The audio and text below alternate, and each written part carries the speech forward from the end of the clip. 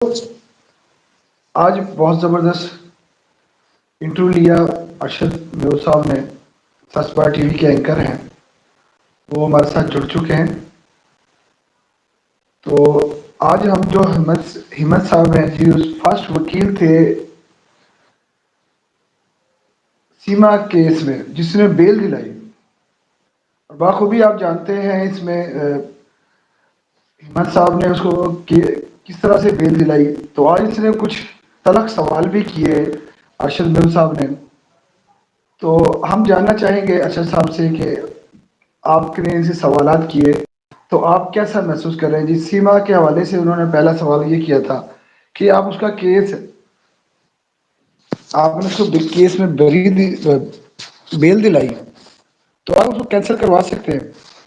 जी अरशद साहब, क्या हाल है आपके? जी अल्हम्दुलिल्लाह, मैं ठीक हूँ। आप कैसे नासिर भाई? अल्लाह का शुक्र है जी। अरशद साहब, तो आप आज जो इंटरव्यू आपने लिया है हिम्मत साहब का, उसका पूरा नाम तो मुझे सॉरी ना पढ़ शायद ना बता सकूं। आप बेहतर समझते हैं इस चीज़ को। हेमंत।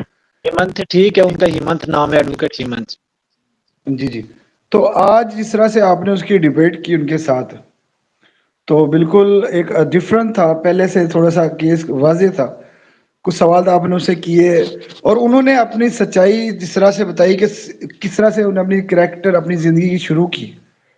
तो आप उसके बारे में क्या कहना चाह रहे थे? उन्होंने किस तरह से अपने आप को प्रेजेंट किया आपके सामने? देखिए, अगर उन्होंने मैंने उनसे 4-5 दिन से मेरा उनके साथ टाइम हो रहा था, लेकिन वो टाइम नहीं दे पा रहे थे। इसके पीछे क्या वजूहात थी वो तो मुझे नहीं पता, लेकिन ये है कि वो डिफरेंट चैनल्स के इंटरव्यूज वगैरह दे रहे थे।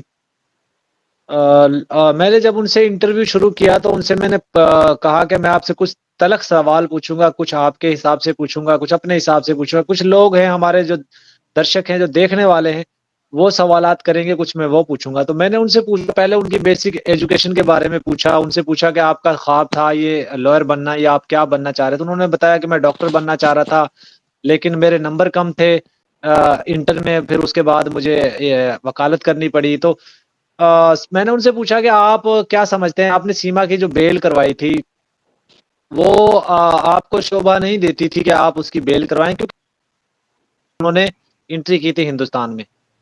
तो उन्होंने मुझे बोला कि यार देखिए, मैं एक लॉयर हूँ, कोई भी बंदा ने बिजनेस के हिसाब से देखा जाए तो उसके लिए इक्वलिटी होती है, हर बंदा उसके लिए इक्वल होता है, चाहे वो कोई भी हो। तो आपके पास जो भी आपका क्लाइंट आता है आप उसको ऑनर देते हैं, ये उन्होंने मुझे जवाब दिया। तो मैंने अपने जो मेरा बिजनेस था, जो मेरा पेशा है, उसके हिसाब से मैंने उनकी खिदमत की, जो मुझसे हो सका, जितना भी मैं उनके साथ लॉयल था।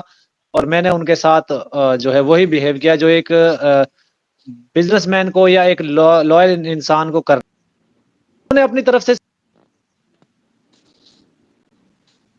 लगता है, हो सकता है आप इख्तलाफ करें, आपकी बातों से मैं इख्तलाफ करूं, हर बंदा अपनी ओपिनियन दे सकता है। इसमें तो ये उन्होंने जो चीज़ मुझे बताई है वो बिल्कुल मैं उनकी बात से एग्री हूँ कि अगर उन्होंने कोई केस हाथ में लिया है तो उनको ईमानदारी के साथ केस फाइट करना चाहिए, ना कि उसके पैसे उससे ले रहे हों और किसी और के खिलाफ काम कर रहे हों किसी और के लिए। तो ऐसा नहीं होना चाहिए। उन्होंने अपनी ड्यूटी बड़े अच्छे से निभाई।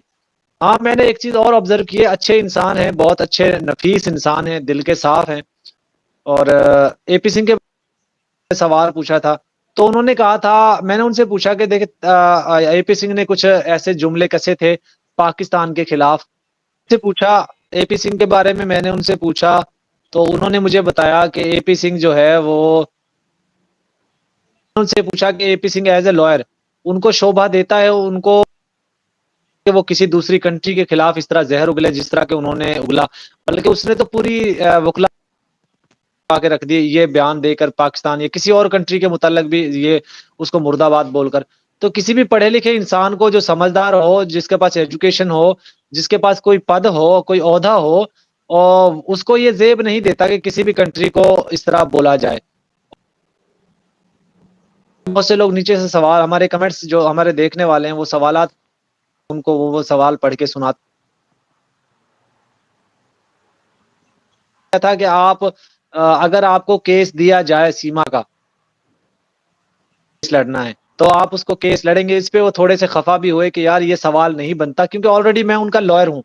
देखिए, जब कोई लॉयर किसी की जमानत लेता है ना, तो उसके डॉक्यूमेंट्स यूज होते हैं, उस वकील के जो वकालतनामा यूज होता है, उसके आधार पे वो केस चलता है, उसको जमानतें मिलती हैं या उसको जेल जाना पड़ता है, वो उसके आधार पे उसके तौर पे उसको जो है देखा जाता है। तो उन्होंने फिर यही जवाब दिया कि मैं अभी तक तो चाहिए, और मैं ही देख रहा हूँ, अगर इसकी कल को इसके ऊपर चार्जशीट फाइल होती है, केस चलता है, तो इनका वकील मैं ही रहूंगा। हाँ, मेरे बाद वो चाहे कोई और वकील कर सकते हैं, अगर उनको मुझसे सेटिस्फेक्शन नहीं मिलती, कोई और वकील कर सकते। तो बाकी और भी बहुत से सवालात हुए, डिफरेंट सवालात पूछे थे मैंने उनसे, उन्होंने बड़ा अच्छा मुझे हर सवाल का और उसके बाद फिर उनका इंटरनेट थोड़ा-सा डाउन हो गया था, जिसकी वजह से वो नहीं हम उनके साथ आगे कंटिन्यू कर सके। लेकिन कुछ देर बाद उन्होंने दोबारा से मुझे मैसेज किया था कि आप मुझे लिंक भेजें। तो मैंने दूसरे चैनल से, अपने से एक और चैनल है मेरा, उससे मैंने उनको लिंक भेजा, लेकिन उनका बल नहीं हो सका, जिसकी वजह से आगे हम कंटिन्यू नहीं कर सके। जी। जी, बिल्कुल साहब ऐसा है कि देखिए, अब वाज़ह तौर पे एक मोहम्मद मलिक साहब है, दूसरे यशवंत साहब है, यानी दोनों की वकालत में तकरीबन कोई ख़ास डिफ़रेंस नज़र नहीं आ रहा। तकरीबन दोनों हक और सच के साथ खड़े हुए। और एपीसी को आप कहाँ पर देख रहे हैं, जिस तरह आपने एपीसी के बारे में कहा था उसके? नासिर भाई, एपीसी वकील कहा जाए, वो वकील भी है। कोई भी इंसान इतना गिरा हुआ नहीं हो सकता कि देखिए, जो डॉक्टर होता है ना, अच्छा मैं यहाँ पे एक बात आपको बताता चलूँ, बहुत ज़बरदस्त वो बात है, ये माननी चाहिए, हर इंसान को माननी चाहिए। देखिए, इंसान की बात कर रहा हूँ, यहाँ मज़हब की बात मैं नहीं कर रहा, इंसान की बात कर रहा हूँ। हेमंत जी ने मुझे एक बात कही थी कि मेरे ऑफ़िस में कभी आप आएँगे तो मैं आपको दिखाऊँगा कि मेरे ऑफ़िस में मैंने दीवार के ऊपर एक तरफ कुरान की आयत का एक जिस तरह हमारे यहाँ पे आपको पता है वो लगा पिक्चर बना के उनका फ्रेम बनाकर लगाते हैं। उन्होंने बताया कि मेरे ऑफ़िस की दीवार के ऊपर कुरान की आयतें भी लगी हुई हैं, और हिंदू सनातन मज़हब की जो भी उनके पूजा पाठ के हैं, या जो वो अ, भगवान जी की जो मूर्त होती है पिक्चर, वो भी लगाई हुई हैं। फिर उन्होंने गुरुद्वारे की भी चीज़ों के बारे में बताया कि उनके भी वो लगे, तमाम तर ईसाइयों के जो वो होते हैं उन वो भी लगाए हुए हैं। तो मैंने सबको इक्वल रखा हुआ है।